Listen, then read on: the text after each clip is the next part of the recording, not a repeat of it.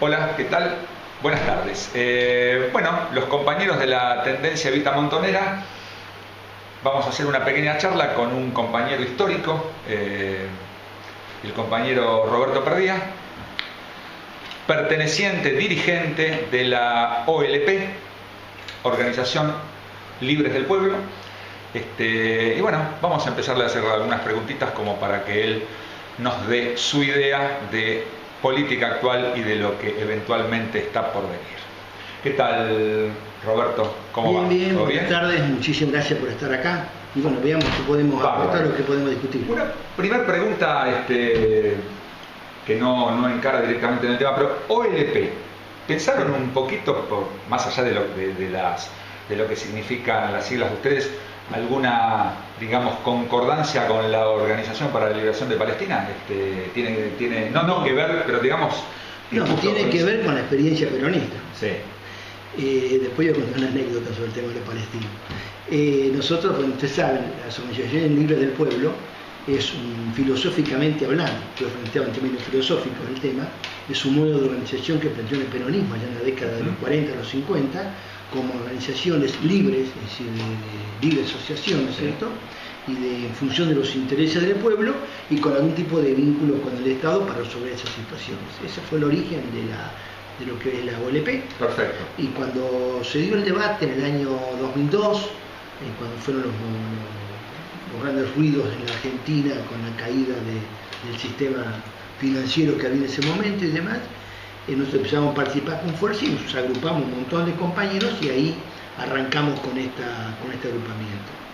Ciertamente tiene puntos en común en el nombre, inclusive con la organización palestina. Inclusive en un momento dado, hace años atrás, una persona que fue embajador de Palestina acá me dice, pero no tenía otro nombre para ponerse, me dice, justo OLP, me dice. No, le digo, lo que pasa es que después vino un peticito, medio copión, le digo, que le copió al peronismo el nombre que tenía, que es un nombre de peronismo, y le conté esta historia de lo que es el origen de la OLP en el peronismo, que es previo a la OLP de Palestina. Perfecto, eso es lo que quería que expliquemos y que expliques para que la gente sepa.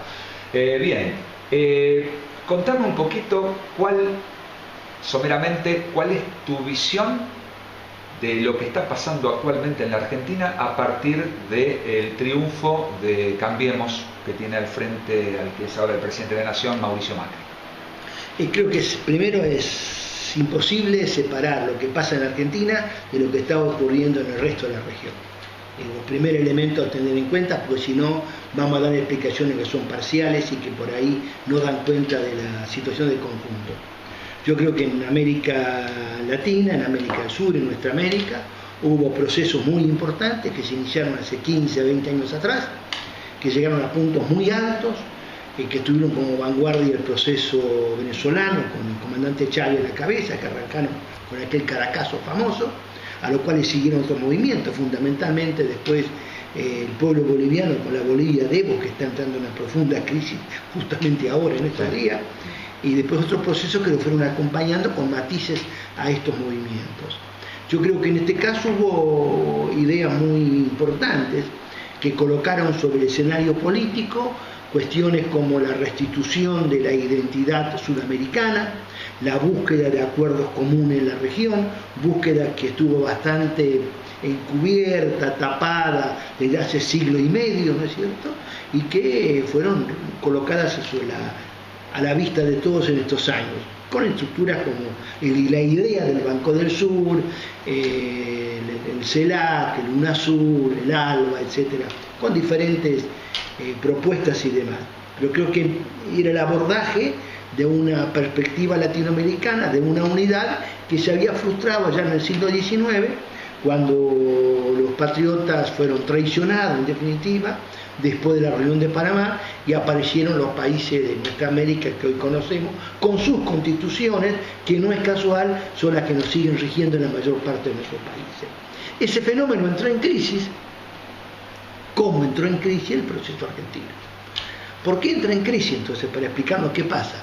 Yo creo que entra en crisis fundamentalmente por dos cuestiones, ¿no es cierto? Una, no haber actuado con la suficiente fuerza y vitalidad que se requería en romper lo que se llaman los lazos de la dependencia. Digo lazos de la dependencia fundamentalmente en América del Sur, lo que está ligado al sector financiero, nuestra dependencia del sector financiero, y la dependencia de lo que económicamente se conoce como extractivismo, es decir, se llevan nuestros recursos naturales, petróleo en Venezuela, el cobre en Chile, en la Argentina el producto de la tierra más la minería, etc. En todos los países bajo la forma distinta de lo que cada país produce.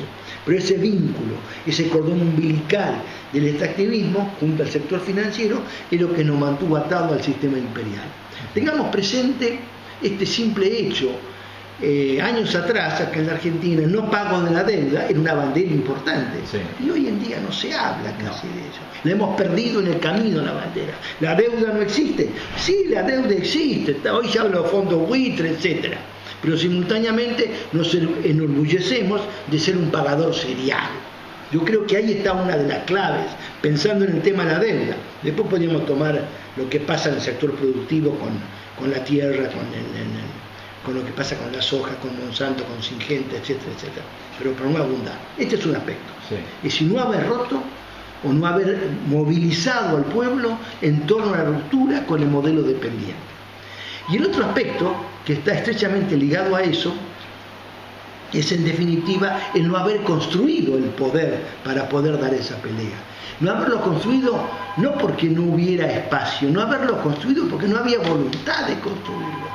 Es decir, el pueblo organizado como forma de lucha no fue un mecanismo que los gobiernos practicaron. Perdona, vos decís que no había voluntad de los gobiernos. De los gobiernos. O sea, los gobiernos no fueron capaces o no quisieron, si no había voluntad, no quisieron, digamos, encaminar al pueblo para dar esa lucha. Para dar esa lucha. Entonces, esos dos elementos. No haber roto esos lazos de dependencia, no haber construido el poder del pueblo para dar esa lucha justamente, creo que está en la clave de lo que nos pasó. Y como consecuencia de eso, no haber modificado las estructuras institucionales que nos legaron hace siglo y medio, de los cuales hubo algunos ejemplos, como el tema venezolano, algunos cambios con los consejos comunales, en Bolivia sobre la aplicación de la justicia comunitaria, que tienen que ver con recuperar otro tipo de modelo, ¿no es cierto? O en Argentina, de los 40 y pico, 50, con la Constitución del 49 del peronismo, que también apuntó a algunos elementos nuevos hace ya casi 70 años, ¿no es cierto? Bueno, no se retomaron esa bandera en términos generales. Y tenemos esta situación que tenemos, donde en definitiva los Macri latinoamericanos son hijos de esta política.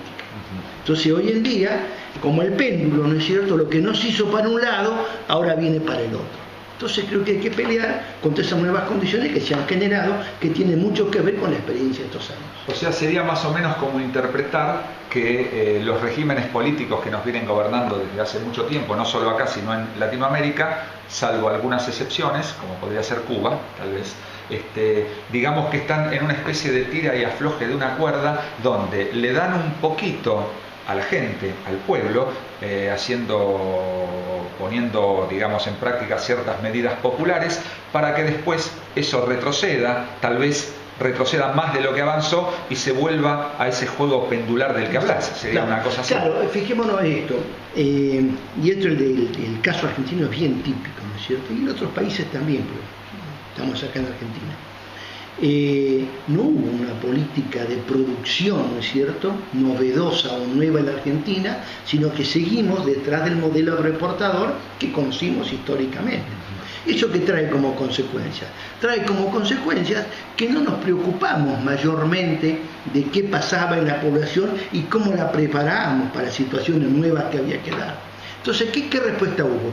Hubo respuestas de tipo asistencialista, donde colados en la ventaja de una situación económica internacional favorable, contamos con recursos para promover el consumo.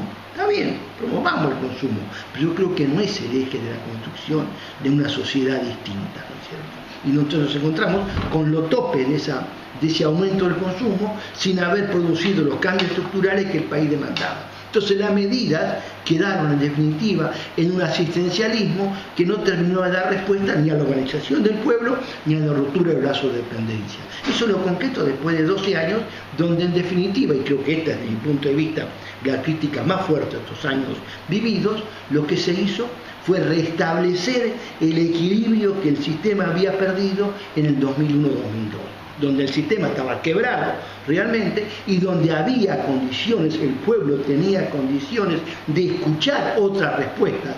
Aquí, en lugar de utilizar esa expectativa popular para transformar la realidad de un modo más radical, lo que decidimos fue volver a restablecer el equilibrio, entre comillas, democrático, ¿no es cierto?, con su división de poderes tradicionales, con su sistema de representatividad, etcétera, que yo creo que están a raíz de los problemas que no sirven para un proceso de liberación.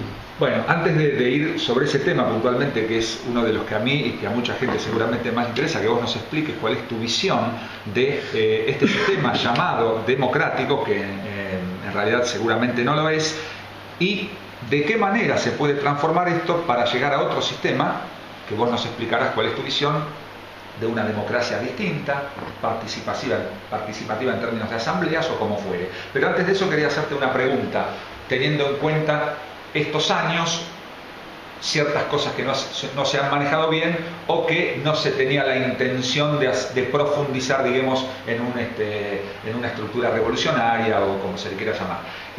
Y ahora solamente voy a volver atrás, pero solamente en esta parte. Cuando vos fuiste un dirigente, bueno, número uno de la organización Montoneros en la década del 70, yo recuerdo que en ese momento, en cierta medida, se le exigía al general Perón, más allá de cumplir con todas las cosas que se habían dicho en la campaña electoral de Cámpora, digamos, una evolución sobre lo que básicamente era el peronismo, ¿correcto? O sea, el peronismo, aparentemente, por lo que se vislumbra, sería, digamos, una estación intermedia en proyectarse después a lo que ustedes llamaban la patria socialista. Yo quiero que me expliques, si se puede, someramente, más allá de la distancia en los tiempos, ¿qué entendés vos por esa patria socialista y qué entendés vos hoy por lo que sería esa patria socialista? ¿Se entiende más o menos? Sí, en los 70 la idea nuestra estaba en un momento dado en consonancia con el pensamiento de Perón, 72, 73, etcétera, cuando Perón hablaba de los cambios en el propio peronismo, la transformación del peronismo, etcétera. En ese marco el propio Perón contemplaba la idea del socialismo nacional, de modo que no era un invento tan alocado nuestro. Bien, donde se podía discutir hasta dónde quería llegar cada uno y el otro, pero estamos en ese camino, con diferencias, por cierto, pero avanzando. Eso entra en crisis en el año 74, 75, básicamente entra en crisis cuando en América Latina se impone el imperio, básicamente en la idea contra Allende en Chile, y ahí deciden avanzar para voltear a los demás gobiernos de la región. Y ahí, bueno, pasó lo que más o menos es público y notorio, que terminó el golpe del 76. Bueno, aquella experiencia quedó allí, ¿no es cierto? En estos años, ¿qué es lo que significa la idea de construir el socialismo? No es la idea de poder liquidar la propiedad privada, nada por el estilo, bajo estas condiciones, sino en conseguir, en definitiva, lo podemos definir, si se quiere, más elementalmente como el nacionalismo popular revolucionario.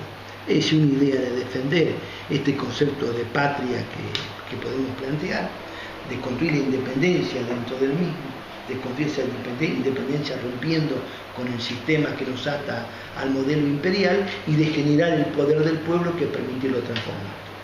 Esa idea, para seguirla bajando a tierra, ¿no es cierto?, supone prácticas distintas, supone prácticas diferentes para que no volvamos a los viejos caminos que ya recorrimos recurrentemente, ¿no? ¿Qué son esas prácticas diferentes?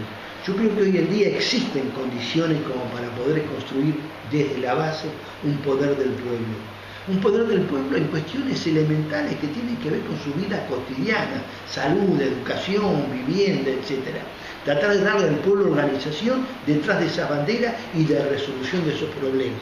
Eso tiene que ir de la mano con la construcción de una fuerza política que lo tome como bandera general, ¿no es cierto? Y en ese sentido no hace falta inventar muchas cosas. El peronismo tiene 3 o 4 programas centrales que contemplan lo que sea respuesta a esta situación de la coyuntura. El programa de Huerta Grande, de La Falda, el programa de la CGTA, etcétera, hasta podemos hablar de los 26 puntos de Ubaldini, ya mucho más cercanos en el tiempo, donde sería posible sentar las bases de una independencia nacional sobre la cual a su vez, o al interior de la misma, desarrollemos formas de poder nuevas, de formas de poder en torno a las reivindicaciones del pueblo. Entonces, construir desde la base un nuevo tipo de poder, articularlo encima con un sistema político que adopte esta problemática.